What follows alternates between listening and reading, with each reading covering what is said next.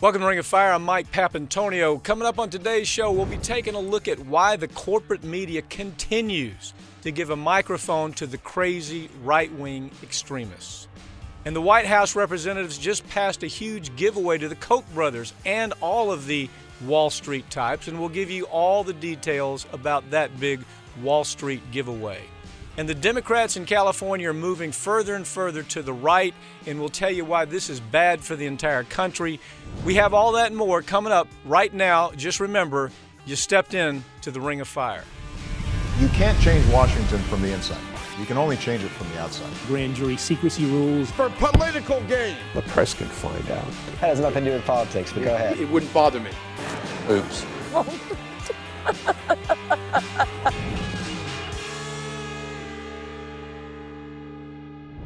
The tobacco industry employed more dirty tricks to hide the dangers of their product than almost any other industry. They were the propaganda specialist. And now the energy industry has decided that the best way to be successful is to take a page out of Big Tobacco's playbook.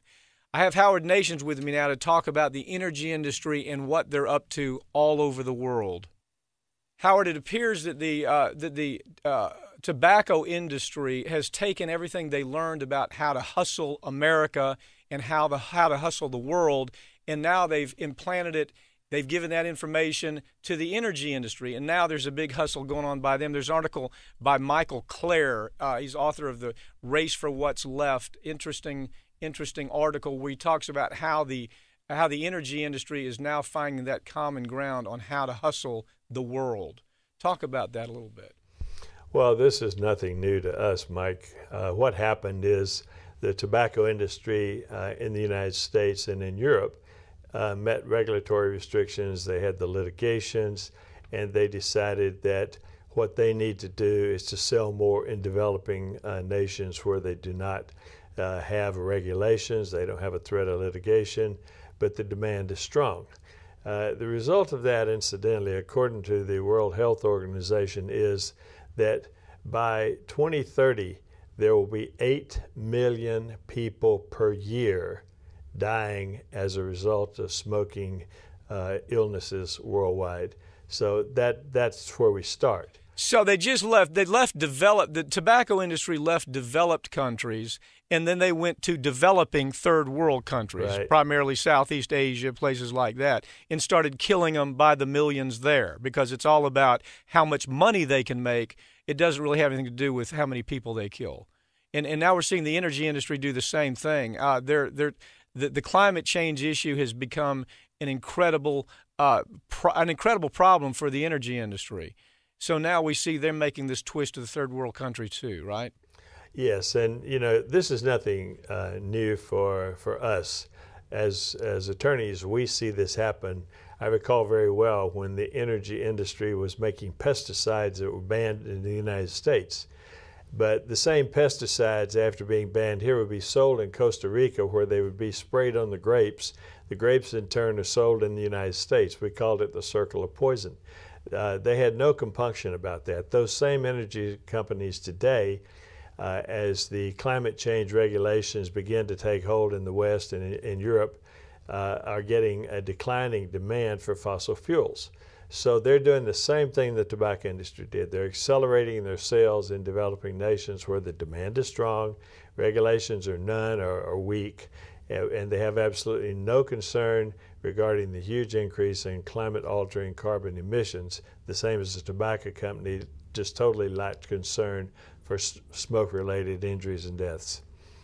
So it doesn't make any difference to these executives for the energy industry, whether it's Exxon or the Koch industry, whatever. It makes no difference to them. That the net effect is they're going to continue to accelerate climate change. It doesn't make any difference that it's going to affect their children and their grandchildren, as long as they can make as much as possible right now. Hell with the next generation. They're just going to pull it off in third world countries. That's kind of what their attitude now is, isn't it? Yes, the New York Times reported that the industry is now spending billions of dollars in advertising and marketing and moving into third world nations. And the fossil fuel industry with oil and coal and natural gas is expanding exponentially. They're ensuring the growth of energy in these developing nations where they're unregulated. And it's gotten to the talk point. about that. Talk about the fact that they're unregulated allows them to spread bribe money around to public officials, and they get away with a lot more in these third world countries. That's what we saw with tobacco. That's what we see with the pharmaceutical industry. The pharmaceutical industry can kill people by the thousands over here with one of their drugs. It's taken off the market here, and they simply take that same killer drug to a third world country, and they bribe their way in to be able to sell it. And that's what we saw the tobacco industry doing. Now we're seeing that with the energy industry, basically, aren't we? And this is such an incredible marketplace for them because 95% of the projected growth in industry, in the economic energy consumption, is in developing nations, 95%. So they are in there just en masse, and they're doing exactly that. Now, you want to hear the ultimate hypocrisy. The CEO of Exxon says that there is a humanitarian imperative that they should deliver. I know, seriously. There's a humanitarian imperative that they should deliver this energy to these developing nations because they need it a lot more than they need to be able to breathe. Yes, and this great humanitarian Tillerson is the same guy. He was the CEO who said, look, I don't mind you fracking everywhere else, companies, but don't frack in my backyard. He was the one that defends fracking, except he doesn't want them fracking in his backyard because he knows the fracking poisons his water, does a whole litany of destructive kind of things to the neighborhood. But this is the guy who says, this great humanitarian, we have to go to Southeast Asia, build refineries. They're building refineries by the dozens, aren't they? They really are, and they're cooperating with the countries themselves. They have big deals going in China and in Singapore and in Qatar and all over the world, literally, but mainly it's in Southeast Asia where they have increased not only the oil and gas and liquefied natural gas, but also coal has moved heavily into China.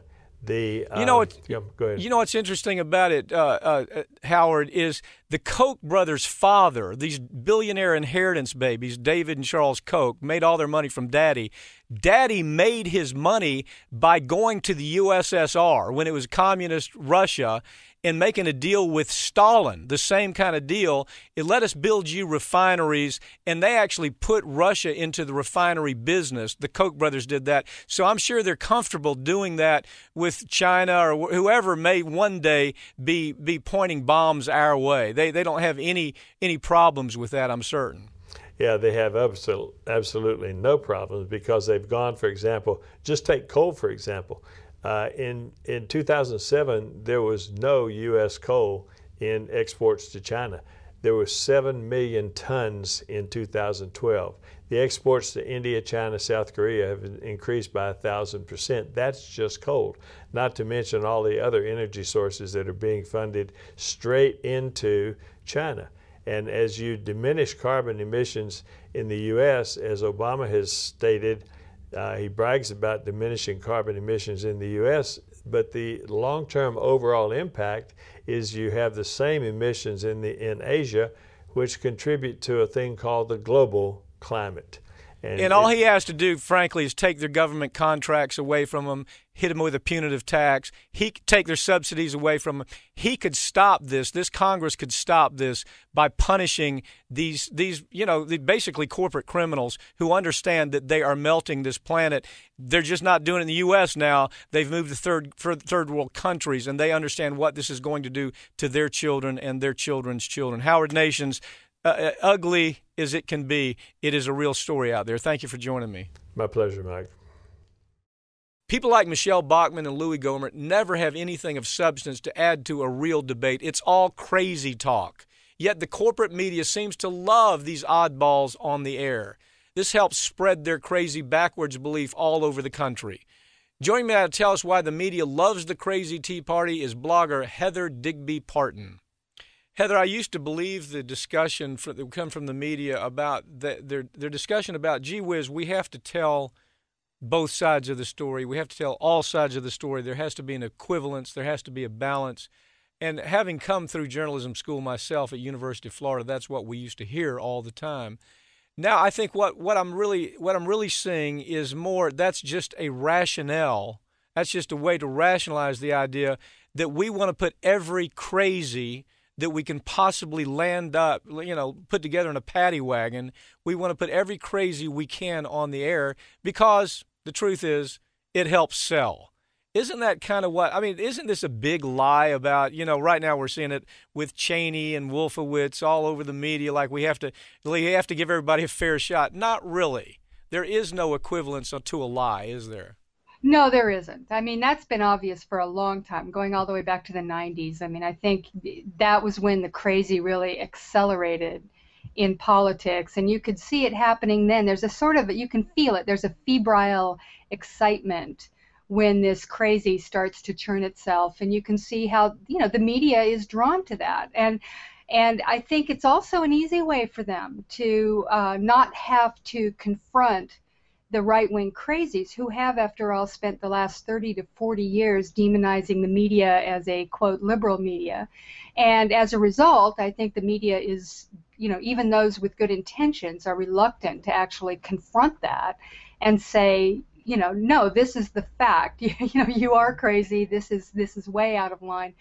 And basically, there is no equivalence between the two sides on this. Yeah, I mean, it's almost like, let's do a show because this bonehead over here believes that the sun won't come up tomorrow because physics has changed, the physical world has changed. So he believes that. Therefore, let's put him on with 10 scientists just because he believes that. Now, if you really drill down and you talk to people that write about this type of thing, as you do. And I know that these other people that analyze this, whether it's Media Matters or whatever, it really comes down a lot of times to money issues. You have the MBA that's on the 50th floor saying, "Gee whiz, when Jerry Springer was around, we could really light up the TV set with crazy, And so now all they've done is move Jerry Springer to the nightly news, and they figured out that's a pretty good formula for making money, isn't it?" Absolutely, and we have proof of this during the run-up to the Iraq War, when people were trying to actually show both sides of the story, which was the anti-war marches and what have you that were happening, the view that Iraq was not a reasonable policy.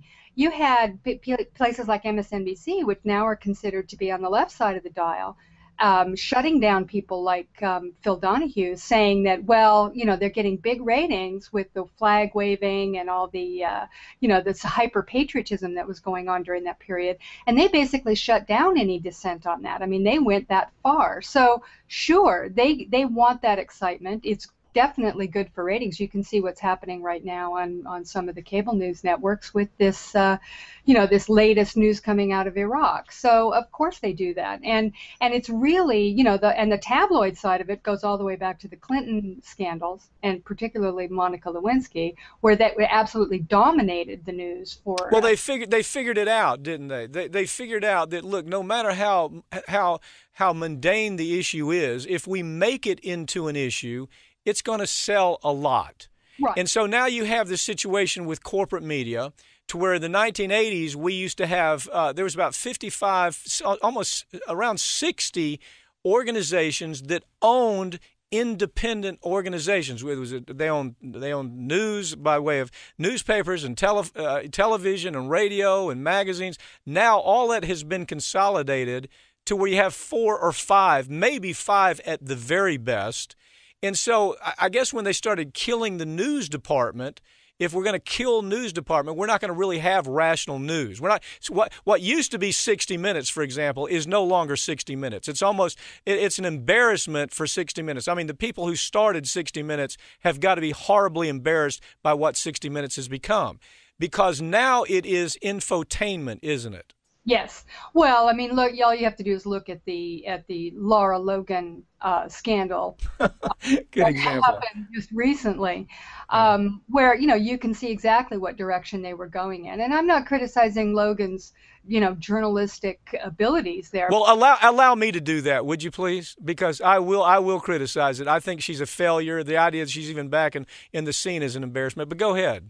Well, I mean, it is shocking. Oh, and she was being groomed as this very, as a news celebrity, which is what's happened to most, what used to be called news anchors. I mean, could a guy like Walter Cronkite be, considered that, with the same reverence that he was back then? I don't think so. There'd be some guy, some crazy right winger screaming in his face, and reduced to, having some cage matches on TV. So, this whole tabloidization, I guess, is one way of looking at it, has really dumbed down the news to the point where now it's just a he said, she said. It's this they've come to this point where basically everything is a matter of opinion, and that just actually is not the case. There is actually. Well, you talk about Walter Cronkite, for example, or Ed Morrow, or Huntley and Brinkley. First of all, they wouldn't be allowed on the air because they weren't what you would call attractive. You couldn't put them on the air because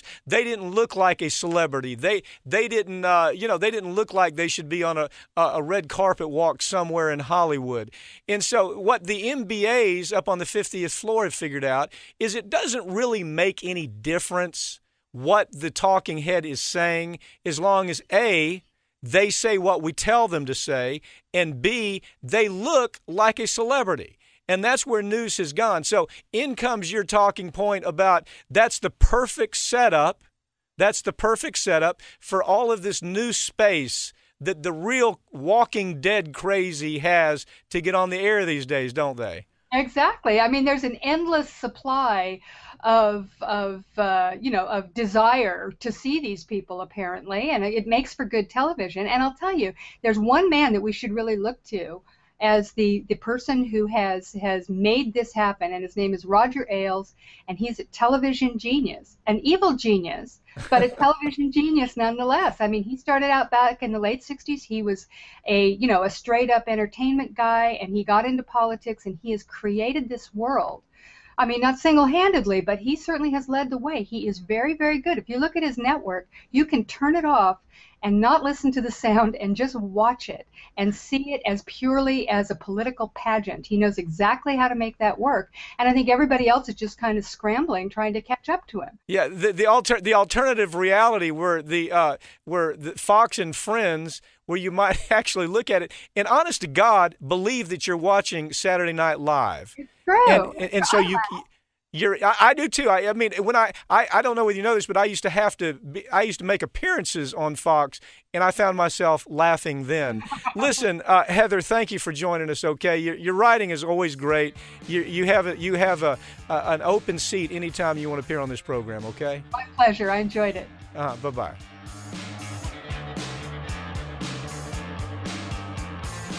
The Republican-controlled House recently passed a massive bill that not only guts the Dodd-Frank bill, but also includes massive giveaways to the Koch brothers.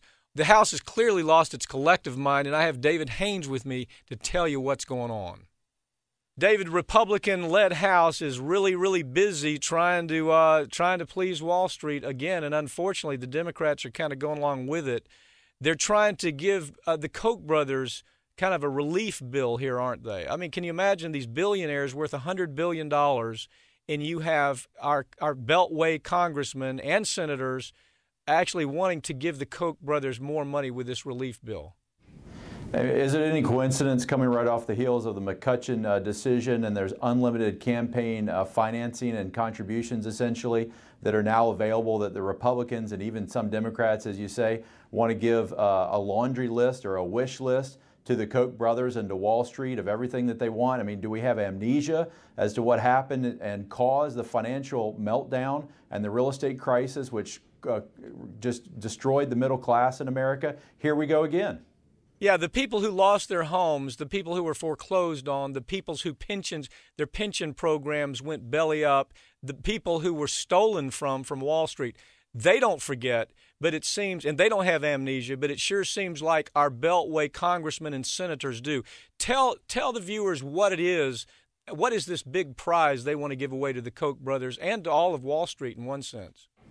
Well, basically what they want is no regulation. They want to play by their own rules, not have regulation under these complex derivative swaps, be able to do offshore trading all the things that got us into the real estate crisis in the first place. There were loopholes going all the way back into the 1990s when the Republicans allowed Wall Street to just play fast and loose, and it got us into this terrible problem in the first place with crazy escalation in the housing market and then the inevitable crash that came with the middle class being squeezed all along. So here we are back again with Congress basically just giving the Koch brothers and their Wall Street cronies what they want. This is David, they're unapologetic about it. They don't seem. It doesn't seem to matter to them at all that one of the bills for this is incredible. They call it the London Whale Loophole Act, and that is where you had J.P. Morgan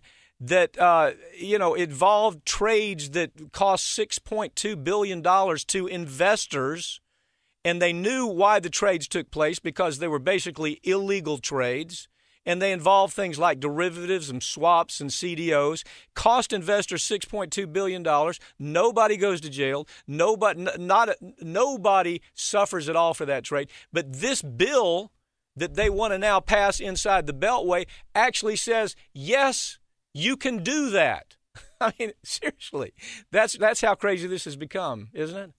That's right. I mean, it's this offshore loophole that you said, and it's basically just giving these guys an excuse wherever they can to, do this financial trading complex stuff that they want to do with no regulation from the government at all. And it's the Main Street that's going to get burned, and Wall Street's going to continue to take the risk and fly high. Okay, so here we are. We've got. We believe, the average American believes, that there are now things in place that will prevent the same kind of burn down that we had last time. The answer is not only are there not things in place, but the problem has actually been made worse. And one thing that they're trying to do is to say, look, let's take energy derivatives, for example. As long as you take your energy derivatives and you don't build them here and you don't create them here and they don't have a home base in the United States, you're welcome to do all of this offshore. You can simply hide it in the Isle of Man. You can hide it in the Grand Cayman Islands, create your mechanism there, and still fleece the American public without any kind of regulations. Isn't that kind of what this is all drilled down to? Absolutely. Companies like Exxon and Enron, as you said, on the energy derivatives, this is a wish list for them of something that they wanted. And here it was in 2010 when we at least put in some decent regulations and protections under Dodd-Frank. All that's being rolled back just a short 4 years later. And it's similar to the offshore loopholes, which are given to all of these corporations so they're not paying into the American tax base like the rest of us. Okay, let me talk about how crazy this has become. You actually there's laws that say if a CEO or somebody, an insider trader, somebody working for a corporation is under investigation by the FBI for fraud or has been sanctioned for fraud, that logically maybe doesn't it make sense that we shouldn't let that person back into the business to run things like CDOs and derivatives? We ought to have something that prevents it. As a matter of fact, what we have done is we've allowed these same frauds, these same criminals, to actually sit on the committees that decide what's illegal and what's not illegal, the CFTC, right? Now, we've said, hey, come on in. You're criminal. Why don't you sit on our board that decides what happens if criminals do wrong things? I mean, isn't that how crazy this has become? It's this capitalistic cronyism, and essentially it's the fox watching the hen house. And as you said, we have some of the worst offenders are supposedly watching the shop. Would this be allowed in the fields of law or medicine? If you've been convicted of fraud, would you be allowed to practice? No, of course not. But why is it that for some reason when it comes to the financial fat cats, the rules don't apply? And I want to be real clear. This is as much, let me just tell you something, this is as much Wall Street Democrats as it is Republicans. If you think for a second that right now the run-of-the-mill Democrat has your interest on economic issues, you are kidding yourselves. If you think the Republicans do, you are really out in la-la land. But don't believe for a second that the Democrats are pushing back enough to really change all this. They have become captured by Wall Street the same way that the Republicans have. As a matter of fact, as this progresses, we're seeing that moving into the Hillary Clinton race, we see it's going to continue because Hillary Clinton is just as much a Wall Street Democrat as Bill Clinton was. And we often forget Bill Clinton is the one who brought the Democrats into this love affair with Wall Street. So I don't see this getting any better unless we make a statement this time around. No, we don't want more of the same. David Haynes, thank you for joining me. Thank you, Pat.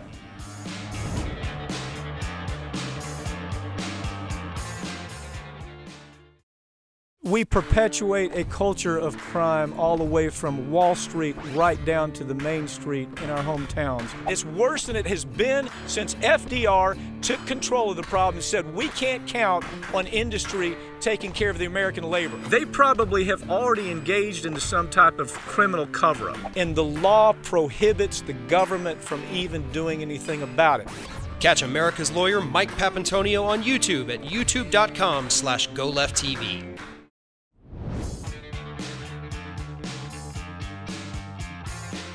Howard Dean developed a 50-state strategy back in 2004 where he told Democrats to focus on building the party from the bottom up. Local elections, according to Dean, were just as important as national elections. The Democrats didn't take his message to heart, but Republicans have. Joining me now to talk about that is David Hersh. David, I think probably the thing that should scare Americans the most is they're focused on Citizens United. They're focused on McCutcheon only affecting those elections at the very top. They think, okay, well, this only involves the presidency. It only involves the Senate, the big beltway races.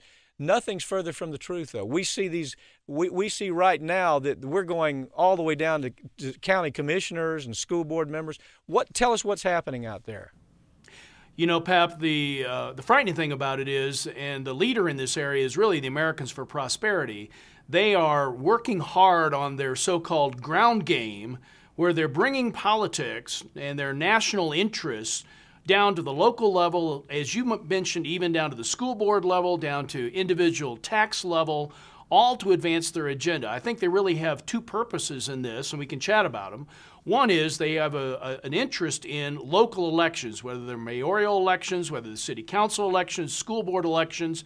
They want to see their agenda advanced, and they're bringing big dollars in to local elections and local voting. And number two, they're continuing to refine and to build their local campaign organization, where they have hundreds of people that are full-time employees nationwide, currently in 32 different states with multi-million-dollar budgets that they are preparing, honing, using the mid-year elections and the midterm elections so that when the national elections come along, we have more seats available. They've got their game in place, and they're ready to go. So we're seeing this at a very local and even a micro level. Well, yeah, the thing that's agonizing about it is this is what Howard Dean told the Democrats that they should have done 10 years ago. And, of course, you had all the smart boys, the advisors for the Democrats that most of the time are just absolute failures, saying, no, we don't need to do that. We simply need to pay attention to Washington. We need to watch the Beltway. And while these idiots that were advising the Democrats, and the Democrats are easily led by the nose because they're not, most of the time, not very good critical thinkers, while they were being led around, what was happening is we had organizations building these grassroots, as you point out, going after superintendent races, school superintendent races, going after local trial judge races, going after county commissioner races. And I think what your point is extraordinarily important. It wasn't just to win the race. It was to have the infrastructure in place for the next time and the next time and the next time, just like Howard Dean said we should do. And you know, Pap, the frightening part about it is the Republican leader in this area, in the so-called dark money where you don't have to account for it, you don't have to tell where your donors are coming from, where the money's coming from. You can donate at a local level, spend money where it's going to have a huge impact. In 2014, in this series of elections that we had, outspent the Democrat forces by over 10 times. And so they're investing heavily in funds in these races, and they're investing to challenge, for example, Douglas County, right here in my backyard where my kids go to school. We had a school board election. The school board election, the issue really ended up being a union issue. And so the Americans for Prosperity were interested in making sure they got school board members who were anti-union. They spent hundreds of thousands of dollars, hired full-time employees to get out and appear to be grassroots, when in fact what they were is nothing more than hired national activists, came in, influenced the election, and lo and behold, they won all 5 of the seats that they backed, and now they have a voice in the policy at a school board level, and they're going to take this national at the next national election. So it's not enough for them to, A, own the U.S. Supreme Court majority, which they obviously do. It's not enough for them to control the House by way of gerrymandering. It's not enough for them to own even the judiciary at the trial level and in the appellate level in the federal and state system. Now they simply think we have to control a county commissioner, for example, because that county commissioner may have a vote where it comes to fracking. Or we have to control a state legislator because that state legislator or representative or senator is going to have an impact maybe on offshore drilling here in Florida. It's gotten to where the micromanagement has gotten that involved to where virtually anybody running for office. There's a case I just saw where the entire city was 50,000 people. 50,000 people. But you had this national money coming into that election in this mayor's race there in this city of 50,000 because this was a mayor who simply didn't take orders from big money. Lakeview, Minnesota is the city that you're talking about where they have a population of 50,000. Big money was spent to influence the mayoral election over the union issues and whether or not they'd be able to bust the union, whether or not they'd be able to step back from the unions. We had Iron County, Wisconsin, Board of County Commissioners. What was the issue? Regulations over mining, whether or not they were going to have a pro or anti-regulation mining set of county commissioners. Columbus, Ohio, forgive me for this. Columbus, Ohio, a zoo tax. They want to oppose the zoo tax. They want to have the influence that prevents taxes from being imposed. So they spent $20,000 on a local zoo tax referendum. And this is outrageous.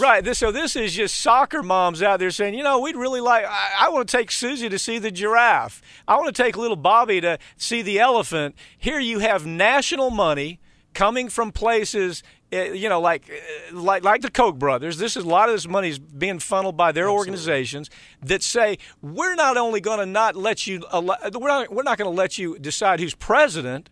We're not going to let you decide who sits on the Supreme Court.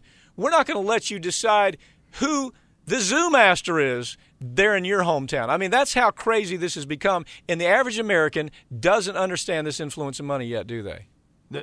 Do not. The Koch brothers dumped money into Coralville, Iowa city council elections. 19,000 people in the city. The major complaint of the candidates were that they couldn't get local issues that they really wanted to address. Graffiti problems, truancy problems, problems with the school district. They really couldn't get those issues out there because the Koch brothers organization had dumped so much money into the canvassing and the ads dealing with debt service and whether or not the city ought to take on more debt or be opposed to it, that the people who lived there were inundated with information that they couldn't even discuss the local issues. It's national politics that's playing out at the local level. And then, Pap, as I said, this is just a precursor. This game's been in place after the elections in 12. They reevaluated, they reshifted their strategies.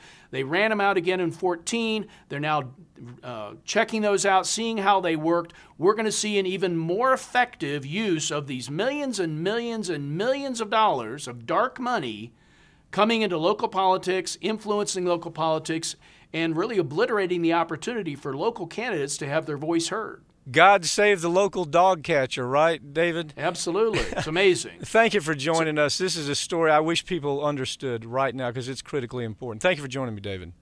You bet. If you want to know what's wrong with the Democratic Party, all you have to do is look at the largest state in the Union, California. Democrats in California have been slowly moving further and further to the right, making them more like Republicans. This could have huge implications all over the country. I have Matt Edling with me to tell us what's happening.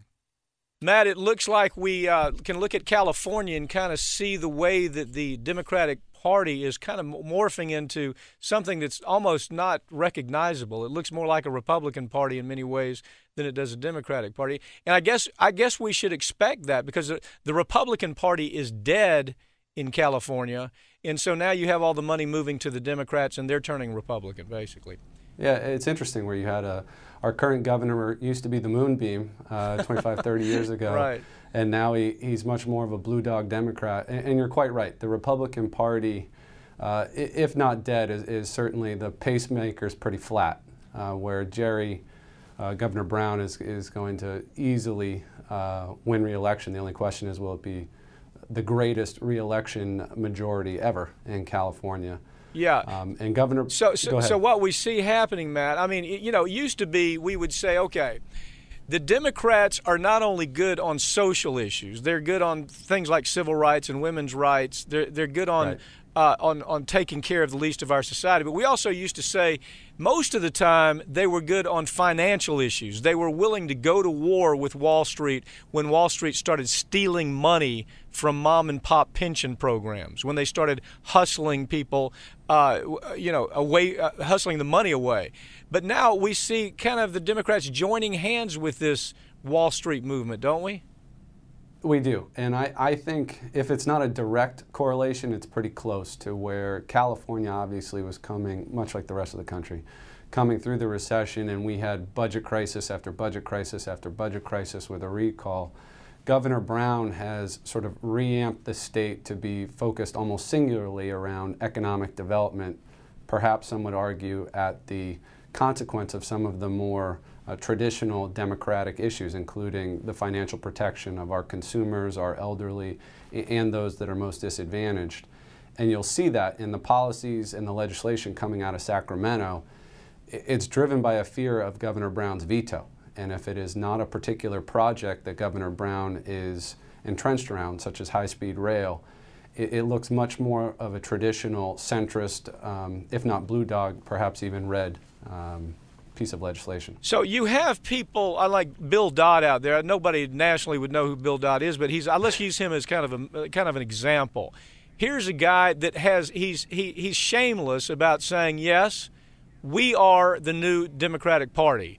And yes, we almost look a lot like the Republican Party, but my effort is to try to move the Democrats further to the middle. Now, so you got the Democrats saying, Bill Dodd type saying, I want to move further to the middle, and a lot of Democrats out there like Bill Dodd, who, by the way, used to be a Republican. But a lot of people like Bill Dodd saying we've got to move the Democrats closer to the middle. Well, the Republicans still continue moving to the right. So as you look at the numbers, the way this plays out, inevitably you're going to have a Democratic Party that is really no different from the old Republican Party. I don't see how you ever really get around that. Yeah, using Bill Dodd as an example, and perhaps it's a little bit difficult with Dodd because we have a horrible drought in California. And Bill Dodd is in both what has traditionally been both progressive and driven by the wine industry. The wine industry is dependent upon water. And what has happened in California is we have your traditional environmentalists pitted against agriculture, both needing and wanting water. And Dodd, being a former Republican, has clearly aligned himself with the wine industry and big ag in California, which puts him squarely in what is, unfortunately for those of us who are more progressive Democrats, into the category of those who would side with Republican issues. Of Republican. I mean, really, there's no other way to say it. And really, the problem is, let's move away from California. California, to me, is just a microcosm of what's going on. Now, you introduce Hillary Clinton to the field. Hillary Clinton now is just nothing more than a throwback to Bill Clinton, who brought us CAFTA, brought us NAFTA, brought us Robert Rubin, brought us Penny Pritzker, made this alliance to Wall Street like they are the new Democratic Party. And what I see happening nationally, I'm just wondering whether you see it happening there in California. it's almost a distraction. You hear the Democrats talking like they probably should on social issues, whether it's immigration, whether it's women's rights, whether it's civil rights. They seem to be talking in ways that please what I call the Birkenstock Democrat, the person that only looks at those issues. But at the other side of their mouth, where it comes to money issues, they are killing the average American. Now, I see that happen nationally. Do you see the same trend out there in California? Yeah, I think that's fair. I mean, I think Governor Brown, in terms of his policies, is much more centrist than basically all of us predicted. I mean, you could use an example where this is a lawyer, a former attorney general, a former mayor of Oakland, which has enormous crime problems, and yet he has gutted the judiciary to where our courthouses are closing to average Americans. And I think if you were to take a look at the policies as a whole that Governor Brown has proffered and those that we expect, hopefully, soon to be President-elect Clinton, better her than a Republican, I think you'll see maybe not two sides of the same coin, but certainly the centrist Democrat in the Clintonian model. And, you know, for average consumers, and let's just look at average consumers, how have average Americans done since 1970? Our median wages have not gone up, and the only economic development that has really happened here in America is inured to the benefit of the 1%. And now you're starting to even see people like Lloyd Blankenstein from Goldman saying, you know, our tax base is wrong. Our policies are wrong. Warren Buffett, our policies are wrong. Everything is benefiting the 1%, and we are definitely into an age that looks much more like the Gilded Age that led to the Great Depression than anything that probably you or I have ever seen. Well, the problem now, of course, I wonder whether I think Elizabeth Warren, frankly, would do well in California, if you want to know the truth. But there's this notion which Democrats are just so ridiculous about, and that is, right now, Bill Clinton says that Hillary Clinton is our best choice. Therefore, we must only pay attention to Hillary Clinton. Now, you and I probably disagree with this, but I'll tell you that I think it's a train wreck for Democrats. I think we should ignore that at all costs. But I think that, to me, the reason California is so important to watch, it's almost the litmus test, isn't it? It's almost like the canary in the cave down in the mine. That's what we see happening out there for the Democrats, don't we? We do. I mean, you can look at it. We passed cap and trade, although with a Republican governor, 10 years ago, and you saw that sort of kind of foster and fail in D.C. You see more progressive healthcare decisions out of California, and you saw what has been attempted and some would argue failed in Washington. And I think with Elizabeth Warren, I agree with you. I think she would do well. And I think the Democrats have to come to some sort of finding Jesus moment, which is, are we progressive Democrats, or are we just trying to elect somebody with a D, whether or not their policies are actually Democratic or Republican? Yeah, I think the Democratic leadership has to realize that they're donkeys, not elephants. And that they seem to be struggling with that. Matt, thank you for joining me, okay? Thank you. Have a good one, Mike.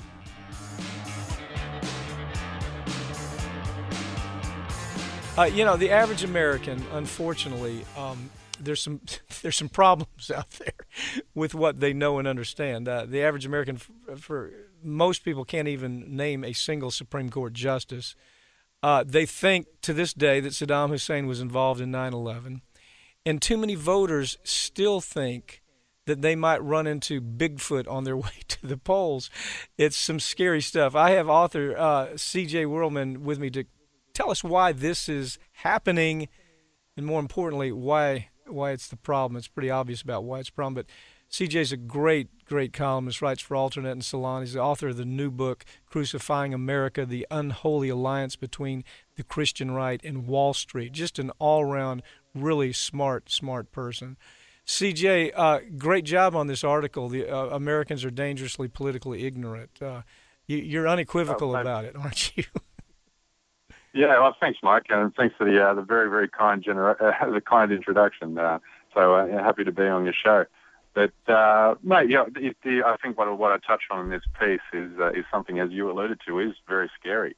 That 91% of Americans can't name the current Chief Justice is alarming, and it's especially alarming considering the number of high-profile cases that we've had in the United States just in the last few years, everything from the Affordable Care Act to same-sex marriage and campaign finance laws. These are polarizing issues which have touch on the lives of most Americans, and yet nobody knows who's at the helm when it comes to deciding these cases. I like the way you started your article, CJ. Your article talks about David Bratt from Virginia, and he gets up and just begins with this diatribe about how the framers of the Constitution absolutely wanted the Constitution to be based on Christian roots. I mean, that's what he was out there saying.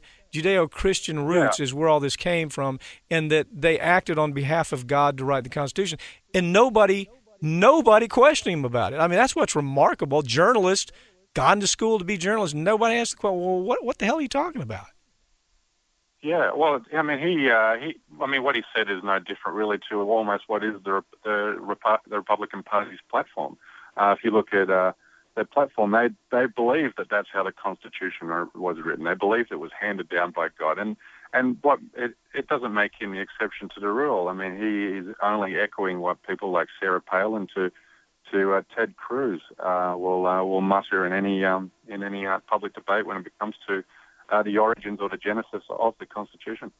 Well, I mean, but that to me was a great framework to understanding that the overall incredible majority would really tell you that that where it comes to the framers of the Constitution, their whole intent was to make sure that they fashioned something consistent with Christianity, something consistent with the Old Testament and New Testament. Nothing was further from the truth. But it's worse than that. I mean, there's this collective ignorance that really seems to pervade. It's a civic illiteracy almost, as I think you've described it. How bad, if you were to quantify, how bad is it? Where would you begin? I think a great illustration of how bad it is the Affordable Care Act. Let's take Kentucky for instance. Now, if 25% of residents, when residents of Kentucky are asked how do they feel if they have a positive or a favourable view of the Affordable Care Act, only 25% will respond in favour. But if they're asked how do they view about Connect, which is the state exchange for the Affordable Care Act, more than half respond positively. Now, bearing in mind that both, the Connect is the state exchange for Obamacare. Now, that illiteracy in not understanding the difference and not understanding it's one and the same thing allows someone like Mitch McConnell to get away with saying, I still want to go ahead and repeal Obamacare, but we can keep Connect. I mean, as one journalist said, that's like the Miami Heat saying we're going to trade LeBron James, but we're going to keep his jump shot. Well, it's even crazier. In your article, you talk about 42% of Americans think that the Constitution explicitly, the U.S. Constitution explicitly states that the first language to be used in the United States is English. I haven't seen that. Taken many constitutional law courses, haven't seen it. 25% believe that Christianity was established in the Constitution. Now, verify that I'm not making that up. No, that was a poll taken by the National Constitution Center in 2007. So, and that poll was taken from a wide sample across, the entire breadth of the United States. So, I don't think this poll is something that's in isolation. I think this is truly reflected not only by this poll, but anytime you turn on Fox News or any part of the right-wing echo chamber, you will hear right-wing Republican politicians echo sentiments which drive to those points. And like you mentioned earlier, the media never calls them out. I mean, I think in what I said at the end of the piece is the media is part of the problem, and the mainstream media, because there's nauseating drive to be impartial at all costs, and the conflating of opinion with fact allows people to get away with saying stupid stuff. So, in other words, if you have Republicans come up and say there's no such thing as gravity, and the Democrats say, well, there is gravity, CNN would put you on the air in a debate of whether or not gravity exists, just like we're seeing with virtually everything right now. And then CNN stands back and says, look, Democrats and Republicans are fighting again. Well, and the commentator may even say, people disagree. That's how crazy. People disagree. Gravity is real. But you see, where does that? I was a journalism major back at University of Florida. And, of course, that was back in, mid-'70s, early '80s. And the what we were taught then was, you got to tell the story on both sides, but you don't buy into stupid. It's not your role as a journalist to buy in and then promulgate stupid. That is the new standard in journalism now. And really, CJ, the people that are critical of journalism these days say that even the typical journalist coming out of school doesn't have the fundamental education to understand complex issues themselves. What's your take on that? Yeah, well, I think it's all the continued dumbing down of society. I mean, that the media was never like that, and you mentioned that. Today, stupid gets to propagate because it's never challenged. I mean, you only have to look at that in the debate when it comes to climate change. Now, climate change in this country is presented as a political partisan issue, whereas in the rest of the Western world, it's just treated as fact. And anybody comes on the media and says this is, a liberal conspiracy to make Al Gore rich is quickly shut down out of the debate. But here, when you've got 97.9% of the scientific community saying climate change is happening and it's man-made and it's happening right now, but you have a Republican Party or somebody who's paid by the Koch brothers to get on the media and say it's just a liberal hoax, then it's presented, that opinion is presented as a fact. And that's, coming back to this piece again with David Bratz, he's able to say what he said about the Constitution, and it's not challenged. Fact, opinion isn't challenged and facts are left uncovered. Well, part of the problem when we're talking about media, part of the problem here is it's a corporate media, you see. And you have the corporation that has the advertiser or the political entity that puts pressure on them to do something as stupid as saying, well, look, the Republicans don't believe in such things as gravity. The Democrats do. So let's put them on Sunday talk shows and let's let them talk about something. And the person watching it says, well, my God, there must be some question about gravity. All these years I thought there was gravity, but maybe there's not because the commentator on CNN says it's an issue to be determined. Isn't there another side? And I love the way you nail this, CJ. I love this.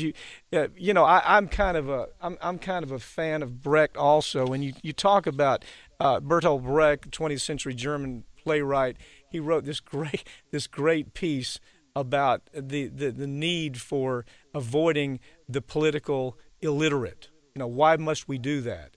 And he says in there that it's interesting that the political illiterate is the first one to stand up and crow like a rooster and beat on their chest and say, well, it's not important to me because I hate politics. That I thought that was interesting because if you really drill down, the person who hates politics and doesn't pay attention is in big trouble, aren't they?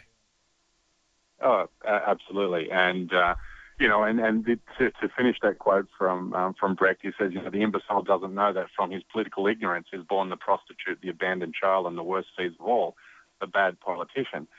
And that's exactly it. And I think politics has become so polarized in this country that so many people have switched off, and it's because of the media. So, as you said, you have a gravity debate on CNN. They have the split screen, and you think, my God, there is another theory to gravity that I don't know about, and there belies the problem. And because it's become so polarized, politics in this country, people if you go to Europe or you go to Australia, people openly talk about politics. It's a healthy conversation to have around the dinner table.